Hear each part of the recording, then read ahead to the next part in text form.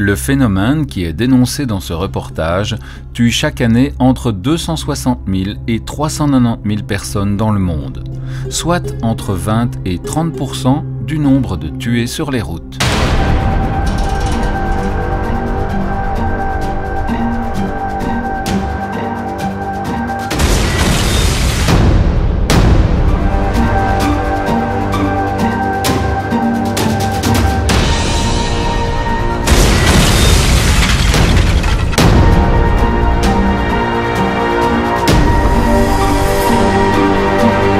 Ce reportage contient deux parties.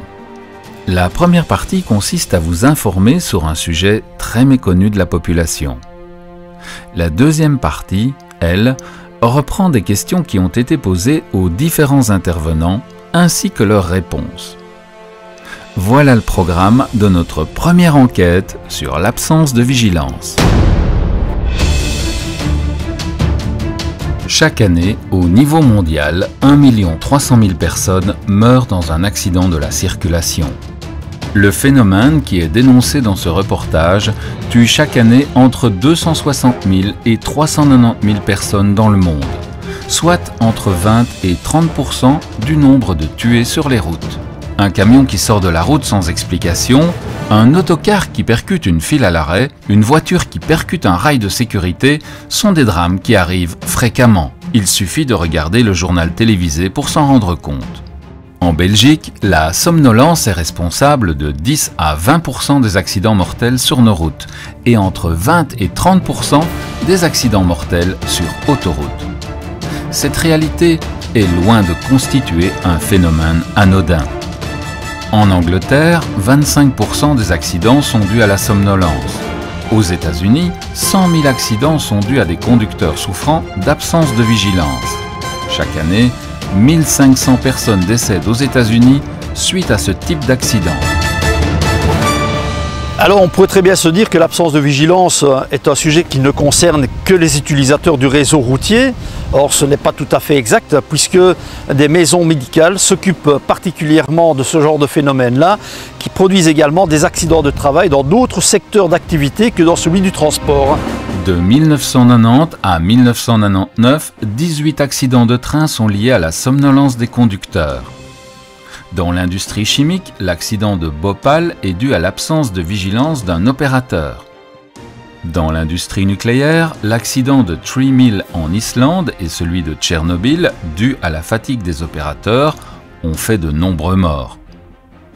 Le transport maritime a également été touché par l'absence de vigilance, avec le naufrage de l'Exxon Valdez en 1989.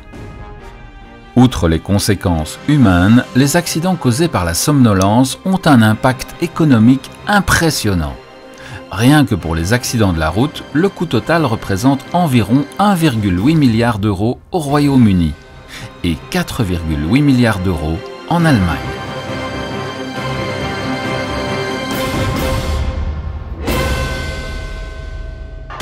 Alors lorsque l'on parle d'absence de vigilance, il est facile de faire le raccourci avec l'utilisation du GSM au volant. Or le GSM au volant, c'est de la distraction au volant. Donc ça veut dire que s'il y a deux termes, absence de vigilance et distraction au volant, c'est tout simplement parce qu'il y a deux phénomènes complètement différents. D'un côté, vous êtes là avec votre GSM en train de lire le message très important que vous venez de recevoir de Facebook, notamment, et de l'autre côté, vous avez le trou noir. Le trou noir, comme il est expliqué par des chauffeurs routiers, par des professionnels de la route qui expliquent le sentiment qu'ils ont eu, qui expliquent le phénomène qu'ils ont vécu, qui expliquent les conséquences de ce qu'ils ont vécu. Potentiellement, on peut tous être exposés à ce phénomène. Que ce soit un conducteur particulier, une maman qui va conduire son enfant à l'école, un chauffeur professionnel, même éventuellement un pilote d'avion, un conducteur de train. Tous les usagers de la route ont ce problème. On se rend compte qu'entre deux générations, on a perdu pratiquement 2 heures de sommeil. Les raisons sont multiples. Concernant les distances de freinage, il est évident que la distance va être différente d'après la vitesse à laquelle on va rouler, également de quelle manière on va avoir l'information. Sans m'en rendre compte, je sortais à un moment où j'étais après 1 heure, 2 heures sur l'autoroute de Liège. Une fois que j'ai dépassé Maastricht, on est vraiment sur une belle ligne droite pour aller jusqu'à Rotterdam. Là, j'avais des scores à 7 sur 10, sans m'en rendre compte. Donc j'étais quasi endormi. Alors que je portais des lunettes, que j'ai réalisé un pré-test pour une étude scientifique, et que j'ai quand même un état de santé que je qualifie de bon à très bon. En mars 2015, mon frère et moi sommes allés en Suisse. Et en quittant la région vers 17 h, j'ai repris l'autoroute où nous avons fait plusieurs haltes pour prendre un café, pour souper. Et arrivé sur le 411, arrivé à hauteur de Eschenrefeld, je ne sais pas, j'ai vu le panneau pour la station-service où je me suis dit je vais faire le dernier plein avant de rentrer sur Bruxelles et je ne sais pas ce qui s'est passé, j'ai eu un blackout. Le véhicule a carrément été déporté sur la bande de gauche, il y avait justement des travaux à ce moment-là, j'ai percuté 2 piquets rouges et blancs et c'est le bruit de l'impact qui m'a carrément sorti de ma torpeur.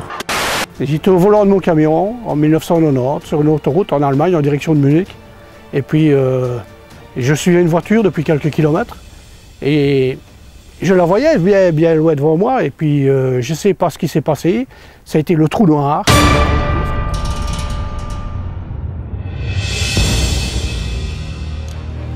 L'absence de vigilance lors de la conduite d'un véhicule, ou même l'absence de vigilance tout court, est un sujet particulièrement préoccupant. Tout le monde peut l'avoir. La mère de famille, le père de famille, le grand-père, la grand-mère, que l'on soit petit, grand, gros, mince, une femme, un homme, tout le monde peut avoir des absences de vigilance lors de la conduite d'un véhicule. En réalité, c'est un phénomène tout à fait naturel qui aujourd'hui est étudié par le monde médical. Et dans ce reportage, vous allez pouvoir constater un peu quelle est l'ampleur du problème, qui est un problème de sécurité publique. Alors en fait, le constat a été qu'il y a énormément d'accidents de la route, mais également dans d'autres types de transports et dans l'industrie qui sont liés à des personnes qui s'endorment, donc notamment voilà, au volant d'un véhicule. Donc les statistiques sont assez effarantes. On estime à peu près que 20% des accidents sur tout le réseau routier sont liés à la somnolence. Par exemple, un accident mortel sur 3 sur autoroute est aussi estimé lié à la somnolence. Les absences de vigilance. En fait, tu es là, tu tiens ton volant, tu roules, tu conduis, puis c'est le mur total, le noir. Et puis, hop, ah tiens, voilà, c'est revenu. Ça dure quelques microsecondes. C'est pas long, mais t'es pas là. Tu es déconnecté de tout, tu ne vois rien. Tu ne vois pas le paysage qui défile, tu ne vois plus rien. L'hypovigilance, effectivement, elle se traduit plutôt par un manque de concentration, une baisse vraiment de l'attention. Donc on a très difficile de réagir rapidement à un stimulus qui pourrait apparaître dans l'environnement. Donc on est beaucoup moins performant finalement dans l'exécution d'une tâche, on est voilà, moins concentré, moins vigilant. L'absence de vigilance, ça peut être qu'on est toujours éveillé, mais simplement que la perception, le traitement des informations de l'environnement dans lequel on est altéré. Donc c'est un peu comme si on était dans un mode sur pilote automatique, un peu un mode par défaut. Ça peut se rapprocher parfois de certains états hypnotiques dans lesquels on peut être, et où la commande, donc le temps de réaction va être altéré. En fait, quand on est au repos, on a un réseau cérébral avec différentes régions. Il y a des zones clés qui sont connectées ensemble, qui forment un réseau qu'on appelle le réseau en mode par défaut. Et on peut se retrouver dans des situations monotones avec ce type de réseau qui s'enclenche, où il y a une altération de la vigilance et donc un temps de réaction altéré. Si on laisse évoluer cet état, on peut même aller vers de la somnolence et un endormissement, où là, alors, il y a une absence totale de réaction. C'est surprenant. On sait qu'il s'est passé quelque chose, mais on ne sait pas quoi. J'ai pilé sur les freins, mais en fait, il n'y avait personne devant moi. Et je sortais de ce trou noir. Tous les usagers de la route ont ce problème. La somnolence, finalement, concerne tout le monde. Tous les individus peuvent vraiment ressentir ce phénomène de somnolence, puisqu'elle a un caractère qui est physiologique, normal, au cours de la journée, et puis peut être favorisé par d'autres facteurs plus importants. Il peut y avoir un trouble de la vigilance sans qu'on soit spécialement endormi, mais on sait qu'il y a un genre de continuum quand on est dans une phase d'endormissement, où il y a une altération de la vigilance et puis un ralentissement du rythme au niveau de l'électroencéphalogramme, donc du rythme de l'activité cérébrale, et qui va progressivement vers l'endormissement, donc c'est-à-dire vers un stade 1 qui est le sommeil léger, puis après qui peut se compléter vers un stade 2 qui est un sommeil déjà un peu plus consolidé, ou après le sommeil lent profond, c'est un stade 3. Mais ça, il faut un peu de temps pour y arriver. Mais les transitions entre éveil et sommeil sont des moments toujours un peu clés, et ce n'est pas brutal, ce n'est pas on-off, comme on peut le penser parfois. On peut avoir des lambeaux de sommeil et puis être réveillé pendant 10 secondes, et puis 3 secondes de sommeil et puis être réveillé. Donc il y a toujours quelques phases de transition qui peuvent durer et se faire sur quelques minutes. Le phénomène d'absence de vigilance au volant, beaucoup de chauffeurs l'ont, mais peut-être ne s'en rendent pas compte, et certains s'en rendent compte, mais ont peur d'en parler, peur de perdre leur place, de se faire critiquer, ouais, t'es un mauvais chauffeur, t'es un au volant. Il y a un espèce de tabou dans la société actuelle parce qu'il y a une crainte de perdre son emploi. Et ça, c'est un vrai problème. Alors, les patients nous le disent quand ils sont chauffeurs professionnels, ils veulent bien se confier au médecin, mais parfois ils sont tellement méfiants qu'ils ne nous le disent même pas. La recherche au service de notre sécurité. Non loin du campus universitaire de Liège et à un jet de pierre du centre hospitalier universitaire du Sartillement, lieu dans lequel nous avions rencontré le docteur Julien Faniel, la spin-off Phasia s'est développée autour de nouvelles technologies. Elles permettent de définir avec beaucoup de précision le degré d'éveil d'un individu. Grâce au travail réalisé par une équipe multidisciplinaire, cette société dirigée par Clémentine François et Jérôme Wertz développe des logiciels et des équipements innovants en matière de prévention des risques liés à l'absence de vigilance. Ces solutions permettent de prévenir l'endormissement d'un individu, mais également de dépister les personnes à risque. Le but est de pouvoir développer des politiques de bien-être au travail, d'accompagner ces personnes et d'éviter de graves accidents de la circulation, mais aussi des accidents de travail dans l'industrie. Actuellement, il existe la Convention collective de travail numéro 100, qui concerne l'alcool et la drogue sur le lieu du travail. Alors, pourquoi ne pas innover en dépistant les personnes à risque, celles qui pourraient être victimes d'une absence de vigilance, et tout comme le prévoit la CCT 100, accompagner ces personnes pour plus de sécurité sur nos routes, mais également sur le lieu du travail. Il y a différentes méthodes pour détecter, déterminer l'état de somnolence d'une personne. Donc on pourrait penser aussi à tout ce qui concerne déjà l'activité cérébrale, donc avec des électrodes qu'il faut passer sur le cuir chevelu. Cette méthode est considérée comme étant vraiment la référence. Maintenant, dans un milieu opérationnel, c'est évident que ce n'est pas du tout envisageable. Il y a des méthodes qui regardent l'œil, donc l'analyse des mouvements oculaires permet vraiment de déterminer de façon très précise et très fiable quel est l'état de la personne. Donc on peut aller vraiment dans une précision en termes de somnolence, donc on ne passe pas juste d'un état éveillé à un état somnolent, on peut vraiment avoir tout un range de valeurs, donc un range d'états de somnolence. Puis il y a d'autres techniques qui se basent sur l'activité cardiaque, la conductance de la peau. Donc effectivement, la petite bague Stop Sleep qu'on peut trouver actuellement sur le marché se base sur la conductance de la peau. Mais bien souvent, ces technologies-là permettent simplement de déterminer si une personne est en état de veille ou en état de somnolence, mais ne permet pas d'aller précisément rechercher différents stades de somnolence et donc de pouvoir prévenir suffisamment tôt finalement la personne qu'elle est en train de s'endormir et donc de devenir un danger sur la route. Au niveau de l'étude que nous avons menée ici avec Phasia et avec l'Université de Liège, on a plusieurs premières conclusions, premières tendances.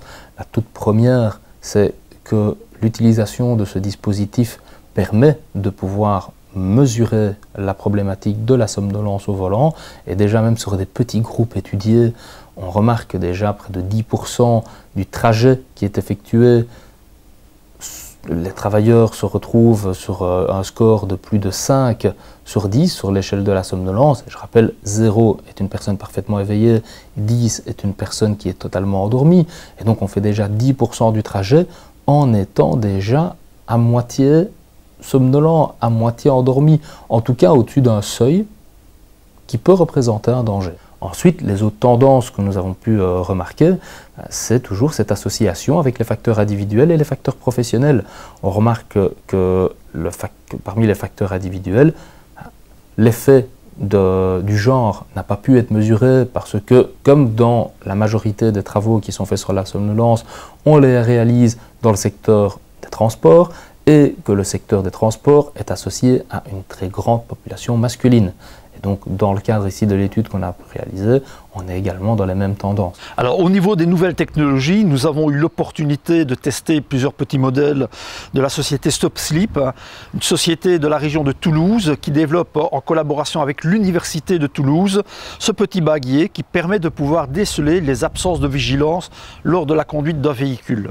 Voilà, au niveau donc de la société Stop Sleep, on voudrait sincèrement les remercier de nous avoir permis d'avoir essayé leur matériel, qui est un matériel qui nous a permis en tous les cas de pouvoir constater qu'il y avait des problèmes en matière d'absence de vigilance sur le réseau routier belge, et plus particulièrement sur une autoroute qui pose plus de problèmes qu'une autre, c'est la E313, une autoroute qui est située entre Liège et Anvers, avec un point un peu plus culminant au niveau de l'échangeur de Lummen jusqu'aux portes d'Anvers, où là nous avons constaté donc lors d'un essai grandeur nature qu'il y avait beaucoup plus d'absence de vigilance qui étaient décelées par les chauffeurs routiers donc, qui ont fait le test de ce genre de matériel.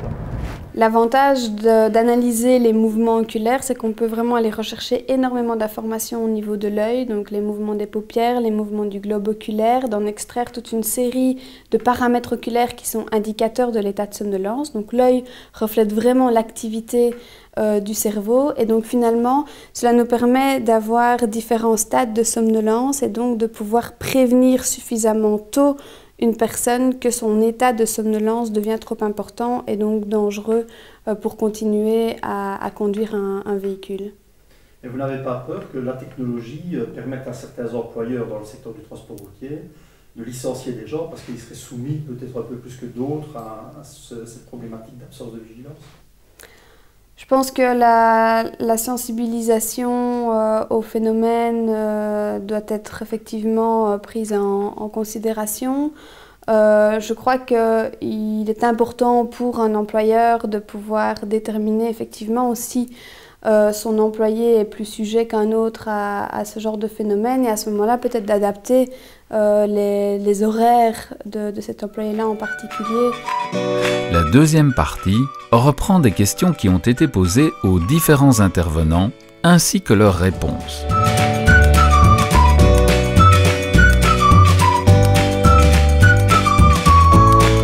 Quels sont les signes avant-coureurs de l'absence de vigilance? Donc il faut être attentif à différents petits signes qui peuvent apparaître et qui sont souvent banalisés par le commun des mortels. Donc ça peut être des signes de fatigue en journée, si le sommeil est de mauvaise qualité, alors qu'on a dormi entre guillemets 16 heures, d'avoir des phases d'endormissement, des troubles de la concentration aussi, il peut y avoir des plaintes aussi au niveau de la mémoire. Tout ça, c'est des signes qui peuvent traduire un sommeil de mauvaise qualité, tout comme aussi un trouble de l'humeur avec une certaine irritabilité. Après, évidemment, tout ce qui est endormissement, l'endormissement qui survient dès qu'on est dans des situations où on est peu stimulé, c'est-à-dire des situations monotones, tout cela, il faut quand même être attentif et envisager de consulter. Il y a aussi différents symptômes qui sont parfois plus insidieux, comme pour les apnées, où on peut se relever avec la bouche sèche le matin, le fait de saliver sur l'oreiller, le fait aussi de devoir se relever la nuit pour aller uriner. Donc tout ça en plus du ronflement sont des signes pour un syndrome d'apnée du sommeil, donc il ne faut pas hésiter à consulter dans ces cas-là. Il y a aussi des sensations d'impatience au niveau des jambes en soirée, donc ce qu'on appelle le syndrome des jambes sans repos. Donc ça peut être des sensations désagréables, un besoin impérieux de bouger les jambes, donc c'est plus fort que soi, il faut bouger et le fait de bouger soulage les sensations désagréables et ça prédomine le soir. Donc tout ça, ça doit faire évoquer un syndrome des jambes sans repos qui dans 70 à 80% des cas est associé à des mouvements périodiques des membres durant le sommeil. Donc qu'est-ce que c'est? Ce sont des mouvements involontaires des jambes, comme si on donnait, simplement ça peut être le pied qui se relève ou même une flexion de la jambe ou carrément une triple flexion où on plie toute la jambe. Ça fragmente le sommeil, ça peut donc altérer sa qualité et donc le caractère reposant de celui-ci. Après, en termes de signes, je pense que si la personne présente ça à plusieurs reprises, donc dans des conditions de vie standards, alors qu'il n'y a pas de privation de sommeil chronique, il faut qu'elle consulte sans hésiter et sans tarder. Combien de temps peuvent durer les absences de vigilance? Donc ça peut durer d'une seconde ou même une fraction de seconde à plusieurs secondes. Ça dure quelques microsecondes. C'est pas long, mais t'es pas là. Tu es déconnecté de tout, tu ne vois rien. Quelles sont les conséquences pour la sécurité routière? Il faut savoir que plusieurs secondes, quand on conduit un véhicule, l'impact est énorme, dans le sens que plusieurs secondes, si on roule sur autoroute à une vitesse de 90 km/h, le temps de réaction est out, entre guillemets, et là, les conséquences peuvent être dramatiques. Le temps de réaction des conducteurs va évidemment être différent si vous avez 18 ans, 20 ans, 30 ans, 50 ans, 70 ans. Si vous êtes en pleine forme, si vous avez dormi assez, si vous n'êtes pas sous l'influence de l'alcool et des médicaments. Donc c'est bien beau de regarder des chiffres que l'on voit un peu partout, mais pour moi, ça n'a pas vraiment de sens puisque chaque personne va avoir un temps de réaction par rapport à son état. À quel moment de la journée peuvent se produire ces absences de vigilance? La sieste est un besoin physiologique fondamental. Pourquoi? Parce que nous sommes des mammifères et comme tous les mammifères, nous avons les cycles circadiens qui organisent notre rythme d'éveil et de sommeil. Tout le monde est soumis à cette problématique. Tout le monde va rencontrer des alternances de veille et de sommeil qui vont se produire à différents moments de votre journée. Dans la journée, n'importe quelle personne peut se sentir aussi par moment somnolent, puisque c'est vraiment quelque chose de physiologique. Le phénomène, habituellement, va se développer après une certaine période d'acclimatation. La personne va reprendre son volant, elle va rouler quelques kilomètres, quelques minutes, et puis une fois qu'elle est bien lancée, elle va commencer à oublier finalement qu'elle est derrière un volant. On enclenche un peu une sorte de pilote automatique et puis la personne commence à s'endormir petit à petit. Maintenant, cette période qui va distancier la prise du volant au début de l'endormissement peut vraiment varier d'une personne à l'autre. Des personnes qui ont très mal dormi la veille, consommé de la caféine, qui ont des problèmes d'endormissement, qui ronflent, sans mettre d'étiquette sur n'importe quel problème. C'est pour vous dire qu'il y a différents facteurs qui vont influencer la récupération du sommeil. Et donc ça, certains experts s'exprimeront nettement mieux que moi sur ce phénomène. Mais le résultat est qu'après quelques minutes, elles sont déjà en train de s'endormir. La personne qui, d'emblée, se sent fatiguée avant de prendre le volant et dit voilà, non, je me sens vraiment très fatigué en pleine journée et voilà, je vais prendre mon volant. On est sûr qu'après quelques minutes, elle va déjà ressentir le phénomène. Ça va déjà pouvoir être mesuré. D'ailleurs, on peut le suivre durant toute une journée où la personne lutte réellement derrière son volant. Et ensuite, quand on analyse les données, on se rend compte justement que durant tout le trajet, elle se retrouve avec des scores qui est supérieurs à ce qui est attendu en matière de sécurité sur la route en tout cas. Des maladies qui favorisent l'absence de vigilance. Et puis alors il y a des personnes qui souffrent réellement de pathologies du sommeil et qui donc ont un sommeil qui est complètement perturbé et qui provoque une espèce de somnolence diurne qui est un danger évidemment potentiel permanent sur la route ou dans d'autres types de transports. Et donc ça, on estime quand même que 6 à 11% de la population souffre de somnolence diurne excessive. Donc c'est vraiment une espèce de pathologie un peu au niveau médical. Et donc cette partie de la population est à haut risque lorsqu'elle prend le volant, par exemple. Sur le territoire européen, entre 6 et 11% de la population souffre de somnolence diurne excessive, souvent chronique et sévère. Cela représente rien qu'en Europe entre 25 et 55 millions d'individus. 0,25% de la population est narcoleptique, mais seulement 1 personne sur 5 est diagnostiquée. Ceci représente seulement 0,05% de la population européenne. Cela signifie aussi qu'il y a 1 260 000 personnes narcoleptiques dans l'Union européenne. Et parmi elles, seulement 250 000 sont dépistées. La narcolepsie est un trouble du sommeil souvent peu reconnu et sous-diagnostiqué. Ce trouble accentue encore un peu plus les absences de vigilance. Les personnes qui souffrent aussi de troubles du sommeil, qui prennent des médicaments, tout ce qui vient finalement altérer le cycle classique, le rythme biologique de veille et de sommeil, entraînera une somnolence plus importante et donc un risque plus important aussi sur la route. Alors potentiellement, on peut tous être exposés à ce phénomène. Il suffit qu'on soit dans des situations monotones, qu'on y associe par exemple une privation chronique de sommeil ou même une privation aiguë si on fait une nuit blanche. On aura des performances non seulement dans le traitement des tâches cognitives, mais aussi dans le traitement des temps de réaction qui seront donc altérés.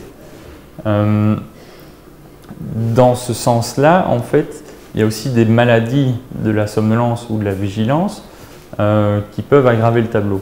Il y a le syndrome d'apnée du sommeil qui commence à être bien connu maintenant dans la population, mais qui est encore sous-diagnostiqué chez nous. Il y a aussi des maladies plus rares de la somnolence, telles que la narcolepsie par exemple, où là ce sont des maladies vraiment de l'éveil et du sommeil et où les troubles attentionnels sont majeurs.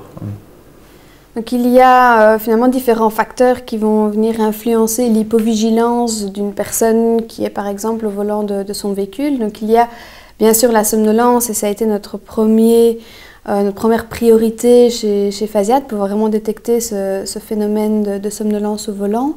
Mais on peut également parler donc, de la charge cognitive. Donc lorsqu'une personne est vraiment beaucoup trop sollicitée, qui a vraiment une charge de travail trop importante, ça va influencer aussi sa capacité de réagir, sa capacité de réfléchir, de prendre la bonne décision au bon moment. Et donc ça va effectivement influencer sa vigilance lors de l'exécution d'une tâche telle que la conduite. On peut aussi penser au vagabondage de l'esprit, donc c'est quelque chose qui nous intéresse aussi énormément chez Phasia.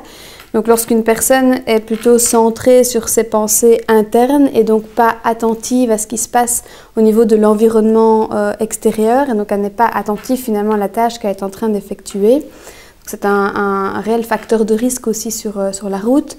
Il y a le stress qui peut venir aussi influencer la réactivité d'une personne face à un stimulus extérieur. Et donc en fait, il y a toute une série de facteurs qui viennent vraiment influencer la vigilance d'un conducteur et son attention lors de la conduite.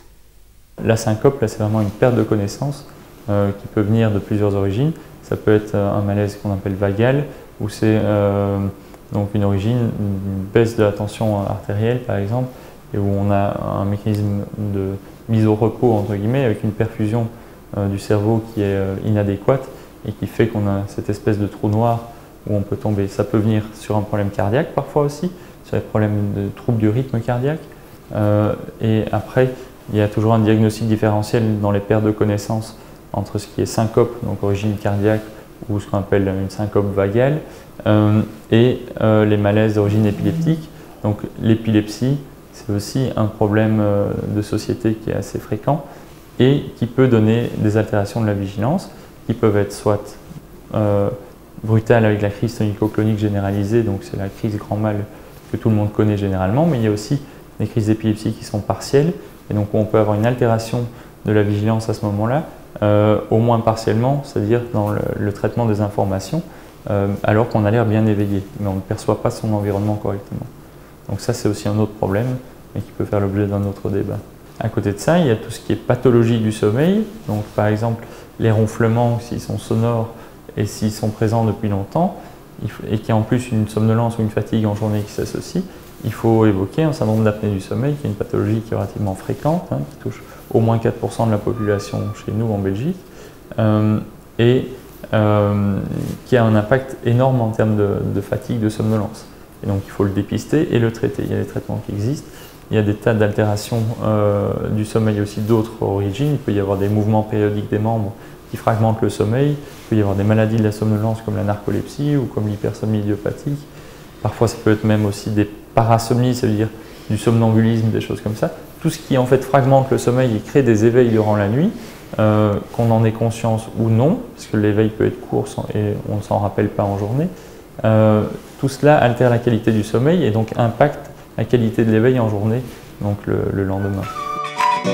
Qu'est-ce qui favorise l'hypovigilance? Alors l'hypovigilance peut avoir plusieurs causes. Donc finalement, comme il s'agit vraiment d'un déficit au niveau de l'attention, eh bien ça peut être dû à la fatigue, donc la somnolence évidemment, qui est vraiment le problème qui nous intéresse nous ici particulièrement chez Phasia. Mais ça peut également être lié à de la distraction, du vagabondage de l'esprit éventuellement, donc tout ce qui vient finalement effectivement perturber l'attention de la personne lorsqu'il exécute une tâche.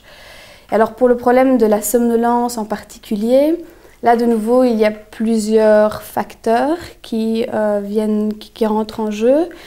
Il y a évidemment une somnolence qui est plutôt naturelle, physiologique, en fonction du moment dans lequel on se trouve dans la journée, on est plus propice à la somnolence et donc ça touche tout le monde. Maintenant, il y a d'autres facteurs tels que la prise de médicaments, la privation de sommeil, le fait de boire de l'alcool, de prendre de la drogue aussi évidemment, d'effectuer une tâche monotone, ça peut aussi induire un phénomène de somnolence. On remarque déjà que lorsqu'une personne conduit lorsqu'il pleut ou lorsqu'il fait un beau soleil, on va avoir des différences d'attention. Lorsqu'il pleut, la personne va avoir tendance à avoir plus de problèmes de somnolence. Le corps s'adapte à son environnement, qu'il le veuille ou non, c'est inconscient. La dette de sommeil favorise aussi l'absence de vigilance. Alors donc le maintien en fait de la vigilance dans la journée, ça repose sur l'alternance donc de notre cycle d'éveil et de sommeil. Et donc en fait ce cycle il est influencé principalement donc par deux processus. Le premier processus c'est ce qu'on appelle notre cycle circadien, donc c'est notre horloge biologique interne. Donc en fait on est programmé réellement biologiquement pour dormir à certaines heures de la journée et être éveillé à d'autres. Et donc c'est pour cette raison que pendant la nuit on dort, on est des animaux, les hommes sont diurnes, donc on dort pendant la nuit. Et puis il y a une petite plage dans le début d'après-midi aussi où on se sent toujours un peu plus fatigué, le moment de la sieste par exemple, mais tout ça c'est dû vraiment à ce processus biologique interne qui nous pousse à être éveillé à certains moments de la journée et à dormir à d'autres. Alors il y a un autre processus qui régule notre cycle comme ça, c'est ce qu'on appelle le processus homéostatique. Et donc ce processus-là, il est équivalent à une dette de sommeil. Donc en fait, dès qu'on se lève le matin, on a une dette de sommeil qui commence à s'accumuler et qui perdure jusqu'à ce qu'on aille dormir le soir. Et donc forcément, on atteint un maximum juste avant d'aller dormir. Et l'interaction de ces deux processus fait que, en fait, dans la journée, n'importe quelle personne peut se sentir aussi par moment somnolent, puisque c'est vraiment quelque chose de physiologique. On se rend compte qu'entre deux générations, on a perdu pratiquement 2 heures de sommeil. Les raisons sont multiples. La surconnexion à son iPhone, à la télévision, à Internet. La multiplication des hobbies, on a envie de rester plus longtemps, il y a de la lumière, on peut faire beaucoup de choses, on est intéressé et puis on perd 2 heures de sommeil. Donc là c'est le manque de sommeil qui est un élément important. Et puis un deuxième élément, c'est la qualité du sommeil. Donc on peut aussi être dans son lit mais avoir été sollicité, avoir pas eu un rituel de sommeil suffisant et donc mal dormir. Et donc la sieste peut être un élément qui vous fait récupérer d'une mauvaise nuit. On peut aussi avoir une mauvaise nuit pour 36 bonnes ou mauvaises raisons, un enfant qui se réveille, une maladie ou autre. Et donc 20 minutes de micro-sieste peuvent vous permettre de récupérer 2 heures d'une nuit qui a été mauvaise. Si on dort dans nos sociétés, c'est généralement mal vu. Or, on sait qu'une courte sieste, par exemple sur le temps de midi, peut améliorer les performances, tant au niveau de l'attention, des capacités de concentration, d'éveil, Donc pour un chauffeur, c'est extrêmement important. Alors, en fait, le sommeil est contrôlé par essentiellement deux processus. Il y a un processus qui est circadien, donc, dont on vient de parler, qui est l'horloge biologique interne, si vous voulez, de l'organisme. Et il y a un processus qui est homéostatique, ça veut dire que c'est votre pression de sommeil. Plus longtemps vous êtes éveillé, plus vous accumulez des substances au niveau du cerveau, notamment de l'adénosine, qui génèrent une certaine pression de sommeil, ça veut dire un besoin de sommeil. Donc si on a un éveil prolongé avec une nuit blanche, dès qu'on va être inactif, on aura tendance à piquer du nez et à s'endormir. Donc c'est ces paramètres-là qu'il faut prendre en compte. Et donc on peut avoir tant un problème au niveau du rythme circadien, donc si on est déphasé au niveau de son horloge biologique qui donne de la somnolence, qu'une pression de sommeil qui est trop élevée. Ça veut dire quoi? Ça veut dire soit si le sommeil est de mauvaise qualité qui n'est pas récupérateur, soit si on a des temps d'éveil qui sont allongés et qui sont extrêmes par rapport au temps de récupération. Que dire des horaires de travail? La flexibilité épuise aussi les citoyens.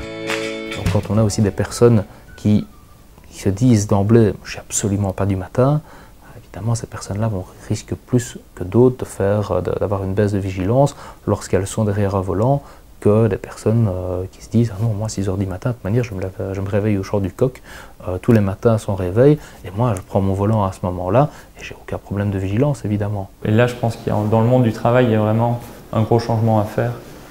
Et pour tous les travails postés, donc tous les travails à pause, là il y a aussi quelque chose à faire pour les chauffeurs routiers, c'est-à-dire que si possible il faudrait adapter les pauses selon le chronotype de chacun. C'est-à-dire que il y a des gens qui sont du soir, il y a des gens qui sont du matin. Si on met les gens du soir faire des pauses de tard, entre guillemets, ils vont être beaucoup plus performants que si vous mettez quelqu'un du matin faire la pause de soirée. Et simplement parce que c'est dans leur gène, c'est dans leur horloge biologique qui fonctionne comme ça. Et pour changer une horloge biologique, c'est extrêmement compliqué. On peut le faire de manière artificiellement avec de la lumière et de la prise de mélatonine, mais si on leur laisse de nouveau une période libre en vacances, il va se remettre sur son rythme spontané. Donc c'est ça qu'il faut comprendre. En fait, dans un monde idéal, on devrait adapter les pauses au chronotype de chacun, c'est-à-dire à l'horloge biologique de chacun.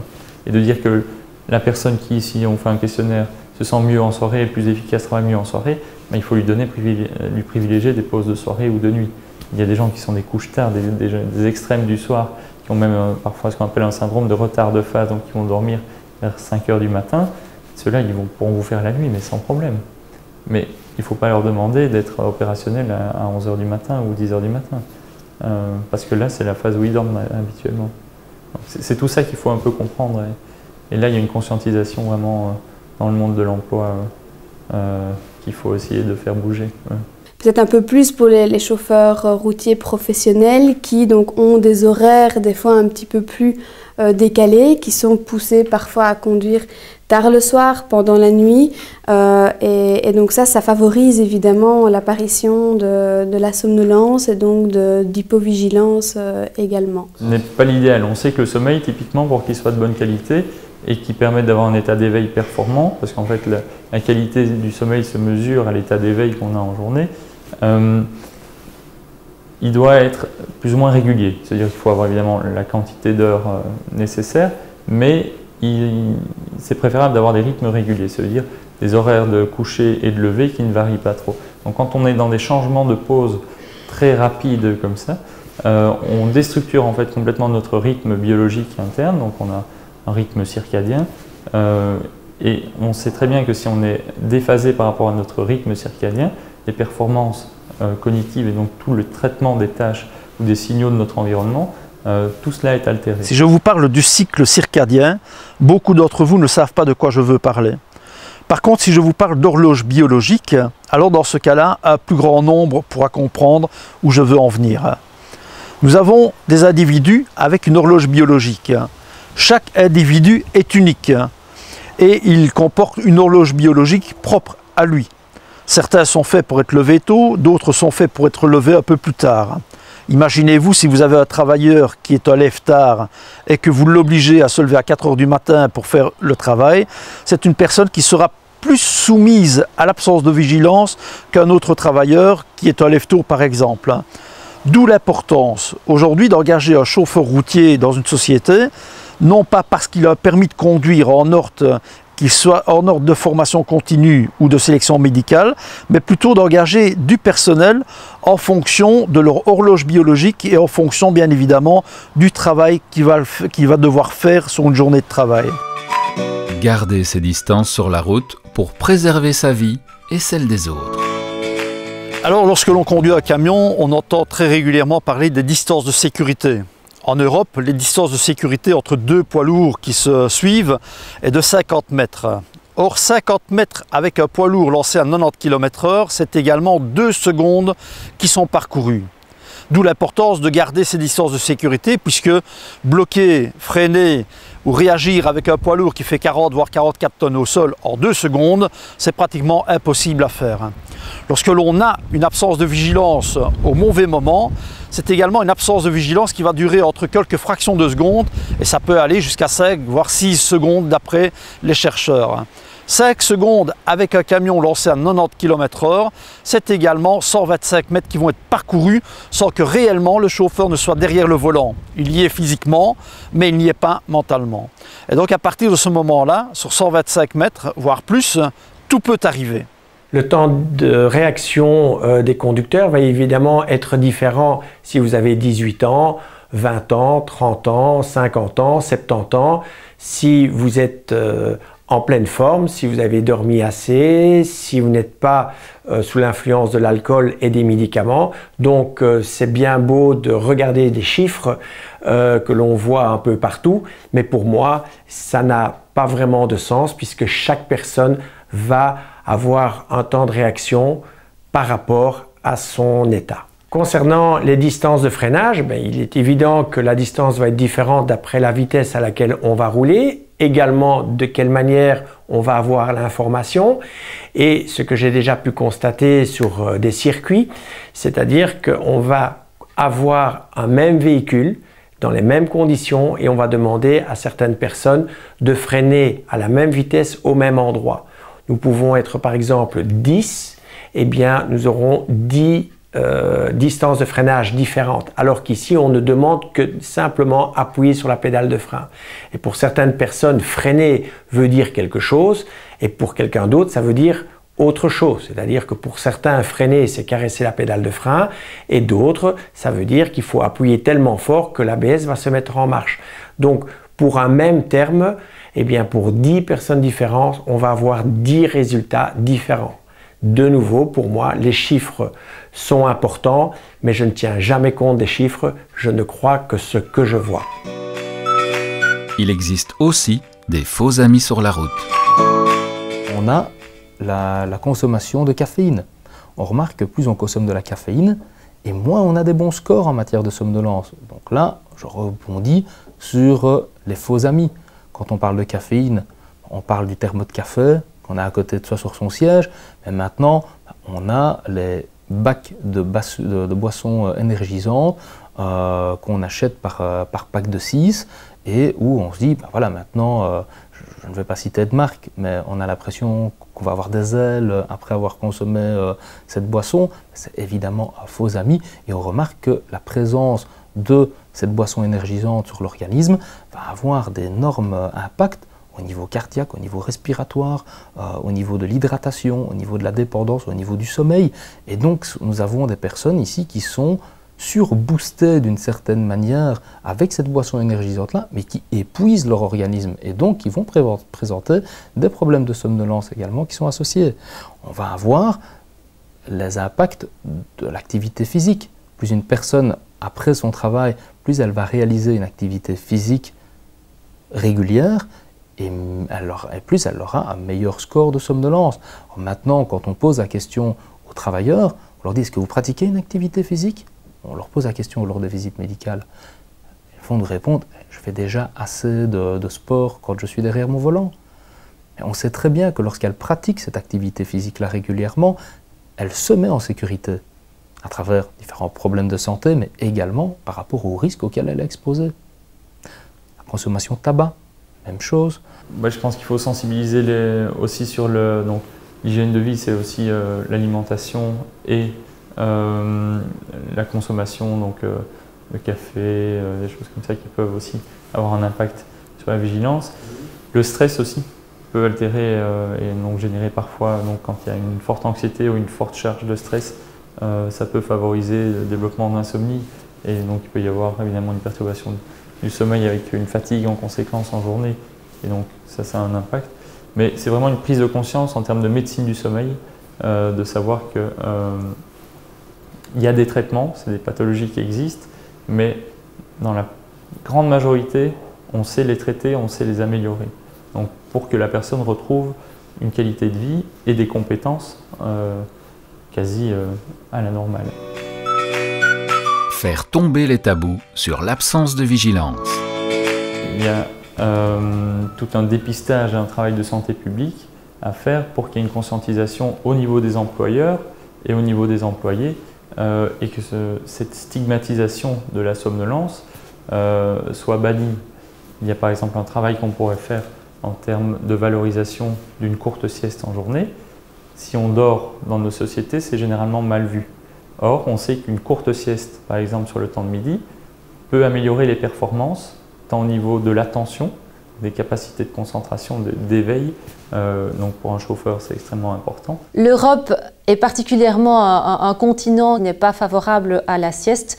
C'est tabou, c'est culpabilisant, alors que dans d'autres régions du monde, l'Asie par exemple, où les personnes sont habituées à s'écouter, ben là la sieste fait partie finalement du rituel de la journée. Et si vous avez une réunion au Japon avec un manager qui s'endort en réunion, les autres vont le considérer comme un travailleur acharné, se dire mais mon Dieu, qu'est-ce qu'il a travaillé pour être dans cet état-là? Alors qu'en Europe, si vous avez votre manager, votre collaborateur qui pique du nez, là il va être effectivement considéré comme un fainéant. Vous avez d'autres pays comme les États-Unis qui favorisent déjà ces siestes pour leurs travailleurs parce qu'ils savent tout simplement qu'ils sont plus efficaces, plus performants, moins malades, plus heureux. La Scandinavie, bien entendu aussi. Donc voilà, l'Europe, allons-y, essayons de promouvoir ces 20 minutes pour une meilleure qualité de vie, une meilleure sécurité. Une courte sieste, plutôt que de dire « Ah, regardez, ce fainéant qui dort », on devrait le valoriser, de dire « Ah, c'est bien, il veut travailler de manière plus efficace l'après-midi ». Donc il faut changer la vapeur. Certains pays l'ont déjà compris. Il y a des pays dans lesquels ça rentre en routine. Et maintenant, certaines grosses boîtes commencent à l'instaurer aussi, avec des salles de relaxation où on peut s'isoler, on peut se reposer, on prend un quart d'heure, 20 minutes. On dit classiquement que la sieste en journée, si vous voulez la faire qu'elle soit efficace, elle doit être de maximum une demi-heure pour avoir un effet qui n'est pas néfaste et de rentrer dans un stade de sommeil plus profond. Mais déjà, même 10, 15 ou 20 minutes suffisent à redonner de l'énergie et des capacités de concentration à monsieur et madame tout le monde. Il y a un espèce de tabou dans la société actuelle parce qu'il y a une crainte de perdre son emploi. Et ça, c'est un vrai problème. Alors, les patients nous le disent quand ils sont chauffeurs professionnels, ils veulent bien se confier aux médecins, mais parfois ils sont tellement méfiants qu'ils ne nous le disent même pas. Ils vont banaliser les échelles de somnolence qu'on peut demander de remplir. Et donc, il y a une stigmatisation qu'il faudrait essayer de corriger parce qu'à force de nier l'évidence, on crée des problèmes. Alcool, drogue et fatigue. Plusieurs études ont également comparé ce problème de somnolence au volant et on comparait également à la conduite sous influence. On remarque que le fait de reprendre le volant après une nuit blanche est comparable à reprendre son volant en ayant bu quelques unités d'alcool et donc de multiplier le risque d'accident de la route par 4 voire par 5. Voilà, maintenant il y a une vraie prise de conscience dans le secteur et qu'on conduit sans être sous l'influence de l'alcool. Néanmoins, on peut toujours être sous l'influence de la somnolence qui finalement va avoir un effet similaire. Donc on n'est pas à l'abri, c'est pas parce qu'on n'a pas bu d'alcool qu'on n'est pas sous l'influence d'une perturbation ici de sa vigilance et donc de représenter un danger pour soi et pour les autres. Que faut-il faire pour éviter les absences de vigilance? Ce qu'on peut faire, c'est d'abord une prise de conscience globale au niveau de la société, puis d'avoir des campagnes de sensibilisation, donc au niveau grand public aussi, ne pas avoir peur de le mentionner. Et après, il y a des conseils simples en termes d'hygiène de sommeil à respecter, ça veut dire d'avoir des horaires de sommeil les plus réguliers possibles, avec les heures suffisantes, d'avoir une activité physique si possible aussi régulière plusieurs fois par semaine. Si on veut bien dormir aussi, on conseille d'éviter les écrans en soirée trop tard, de tamiser les lumières plutôt en soirée, d'avoir une température dans la chambre qui n'est pas excessive, aux alentours de 20 degrés. Il y a tous des petits conseils qu'on peut mettre en place assez facilement, de ne pas aller dormir juste après le repas du soir, mais de se laisser un petit temps pour digérer. Il y a 2-3 choses comme ça qu'on peut conseiller. Bref, il y a toute une stratégie en termes d'hygiène de sommeil qu'on peut mettre en place. On a la consommation de caféine. On remarque que plus on consomme de la caféine, et moins on a des bons scores en matière de somnolence. Donc là, je rebondis sur les faux amis. Quand on parle de caféine, on parle du thermo de café qu'on a à côté de soi sur son siège, mais maintenant on a les bacs de boissons énergisantes qu'on achète par pack de 6 et où on se dit, ben voilà, maintenant, je ne vais pas citer de marque, mais on a l'impression qu'on va avoir des ailes après avoir consommé cette boisson. C'est évidemment un faux ami et on remarque que la présence de cette boisson énergisante sur l'organisme va avoir d'énormes impacts au niveau cardiaque, au niveau respiratoire, au niveau de l'hydratation, au niveau de la dépendance, au niveau du sommeil. Et donc nous avons des personnes ici qui sont surboostées d'une certaine manière avec cette boisson énergisante-là, mais qui épuisent leur organisme et donc qui vont présenter des problèmes de somnolence également qui sont associés. On va avoir les impacts de l'activité physique. Plus une personne, après son travail, plus elle va réaliser une activité physique régulière, et plus elle aura un meilleur score de somnolence. Alors maintenant, quand on pose la question aux travailleurs, on leur dit « Est-ce que vous pratiquez une activité physique ?» On leur pose la question lors des visites médicales. Ils vont nous répondre « Je fais déjà assez de sport quand je suis derrière mon volant. » Et on sait très bien que lorsqu'elle pratique cette activité physique-là régulièrement, elle se met en sécurité à travers différents problèmes de santé, mais également par rapport aux risques auxquels elle est exposée.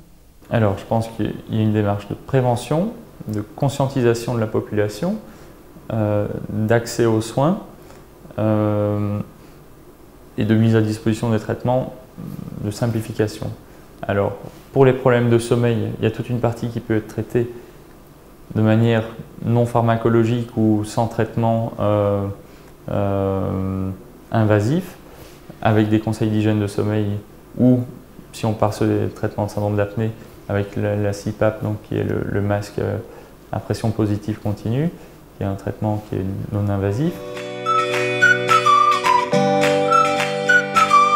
Une courte sieste, plutôt que de dire « Ah, regardez, ce fainéant qui dort », on devrait le valoriser, de dire « Ah, c'est bien, il veut travailler de manière plus efficace l'après-midi ». Par rapport au temps idéal pour la sieste, donc, il faut le savoir, on est tous différents. Donc, je vais répondre de façon assez généraliste pour 80% de la population. Donc là, l'idéal est 20 minutes. Donc là, ça permet de se poser efficacement et surtout de ne pas tomber dans le sommeil profond. Pour certains, ça va être moins, quelques minutes, mais ne dépassez pas les 20 minutes, en tout cas si vous avez l'intention de vous endormir pour ne pas tomber dans le sommeil profond, parce que là, l'effet rebond est difficile à contrer. On se sent moins bien qu'avant. Et l'idée, c'est de sentir après la sieste mieux qu'avant. Donc 20 minutes, c'est vraiment le topo pour la plupart de nos concitoyens. Il faut changer la vapeur. Certains pays l'ont déjà compris. Il y a des pays dans lesquels ça rentre en routine. Et maintenant, certaines grosses boîtes commencent à l'instaurer aussi, avec des salles de relaxation où on peut s'isoler, on peut se reposer, on prend un quart d'heure, 20 minutes.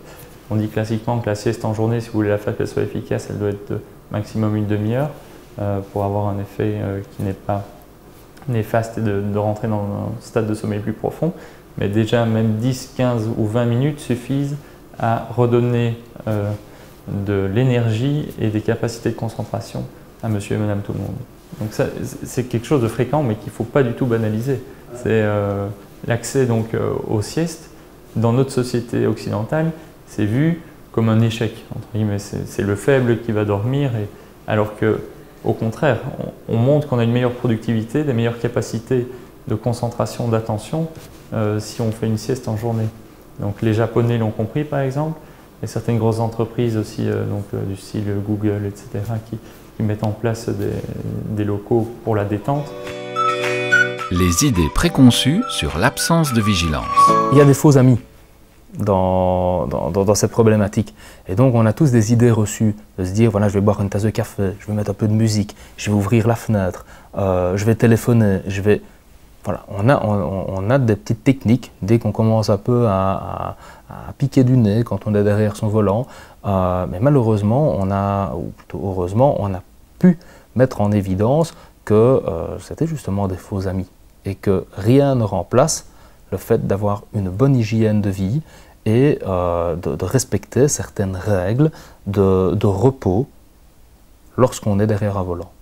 Le fait de s'arrêter après une certaine distance, le fait de ne pas parcourir de trop longues distances d'affilée, le fait de boire de l'eau et non pas de boire des tasses de café et donc d'arriver chez soi le soir en ayant toujours de la caféine qui circule dans votre sang et donc d'avoir un sommeil qui est nettement moins réparateur, ceci va également avoir une influence sur votre état de veille et de conscience, de vigilance le lendemain. À l'époque, je faisais beaucoup d'autoroutes, la malbouffe, le café pour tenir le coup, surpoids.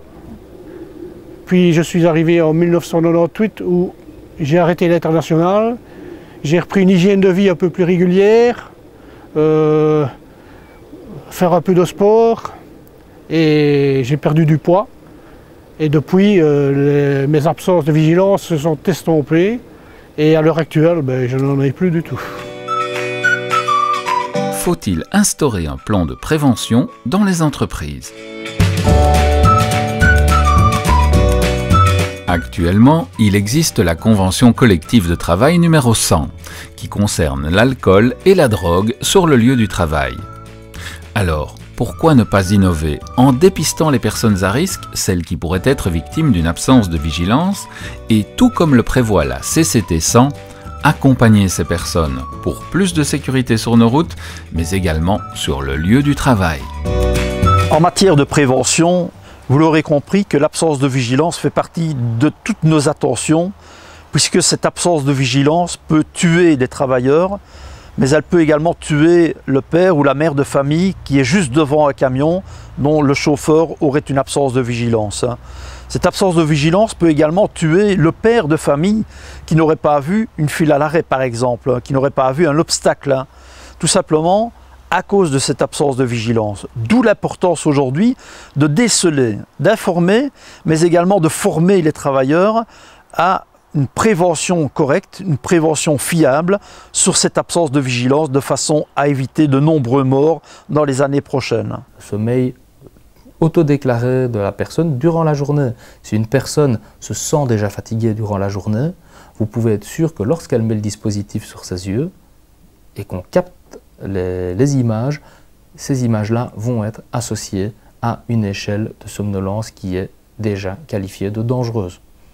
Et donc, une personne qui présente journalièrement ce type de problème-là, c'est hyper important pour nous de pouvoir avoir un contact avec ce travailleur-là et de pouvoir voir avec lui comment pouvoir l'aider pour le soutenir à essayer d'être bien, d'être en forme lorsqu'il prend son volant et donc d'être apte à réaliser son travail.